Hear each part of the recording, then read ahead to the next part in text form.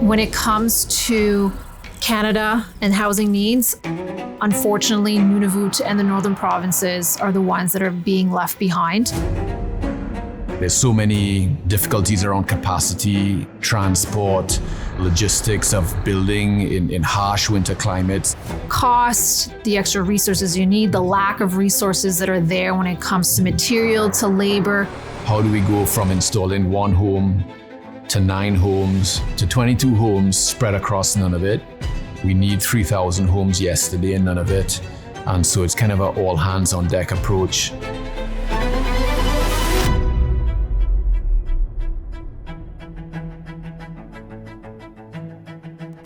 My name is Amanda Dueron, and I'm one of the principals at Arctic Modular Homes.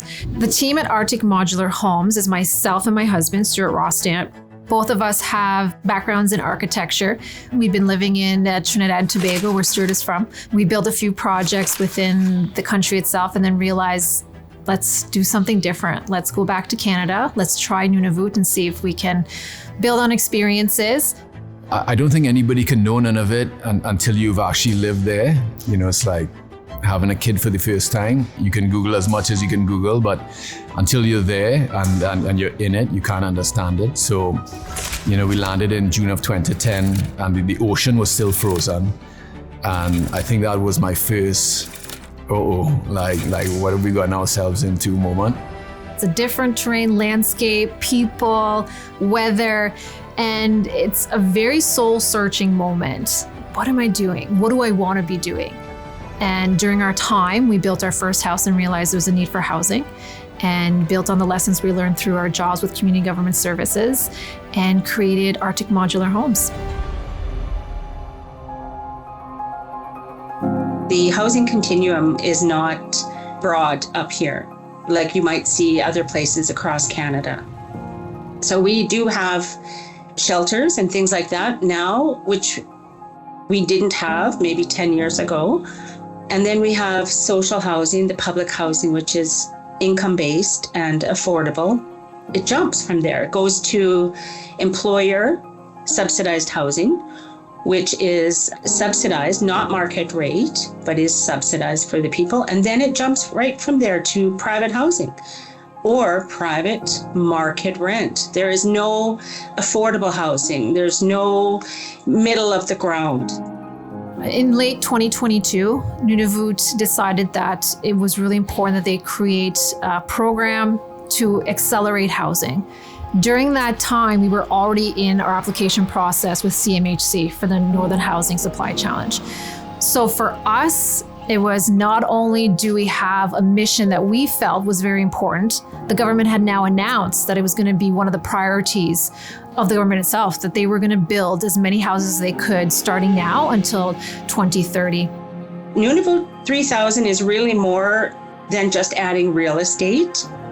It's the partnerships that are being created. There are opportunities now for small businesses to get in on some of this action. Whether they can build 1 or 10 units, we need them all. It all counts.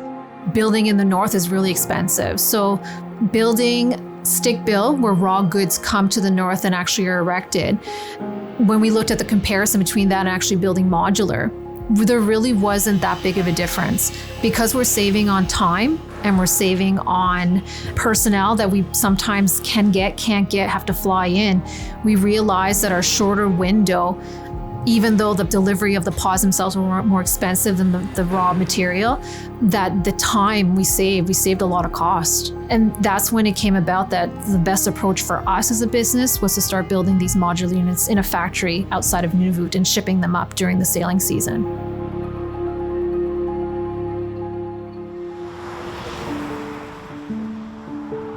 CMHC kind of just kind of landed in our lap, so to say, in that like this funding round 3 came out, and it was, we thought, tailored directly to us in that, they were looking at northern supply challenges, and we thought that, if we got some funding behind us, we can really make a huge difference at a different scale than what we are currently doing Where Winkler is located central to Canada, there was the idea of further down the road, if we want to actually start shipping from Churchill, or if we were to ship from Vancouver, then our transportation is central to Canada. There's also a lot of industry here, windows and doors. We get all of our steel from here. So materiality-wise, it was just an easier fit for us. Well, we started in June of 2024, we broke ground. We finished the factory to the point where we can begin manufacturing in February of 2025. We landed a contract with Nunavut Housing to produce 9 homes, approximately 11,000 square feet, 22 pods within a 4 or 5 month period. So it was really off to the races. If we can get 9 units on a barge in the summer, in September, and up and running by November or December, that just makes sense for Nunavut. We like to have 6 pods in the factory, pod in one side, and we shift them down the line and pod out, finish at the end of the line. When the time comes for us to start trucking those units, we raise them off the ground with a customized hydraulic system.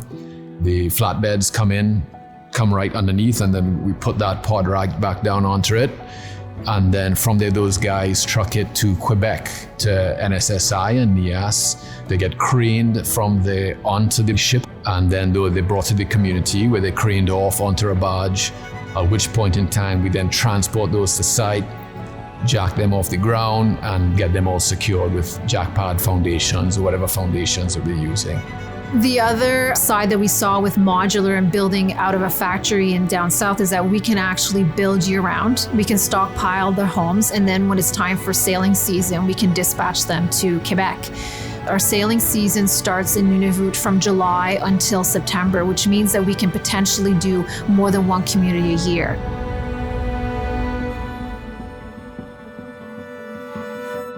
When we can actually allocate or move people into units, that's the best part of my job.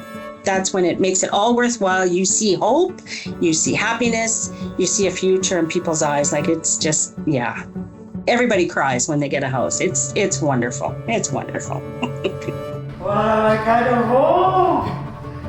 Yay! Well, I'm happy crying as I want to jump for joy. I think we're definitely driven by the difference that we're making. You know, hopefully not just in Nunavut, but hopefully that sort of expands, becomes bigger than that, becomes bigger than us.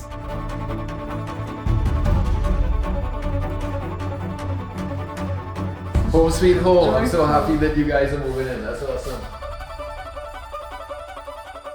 My hope, vision that I have that keeps me going would be that there's might be 10 to 15 people on a housing list in the north. That for me would mean that we did a good job.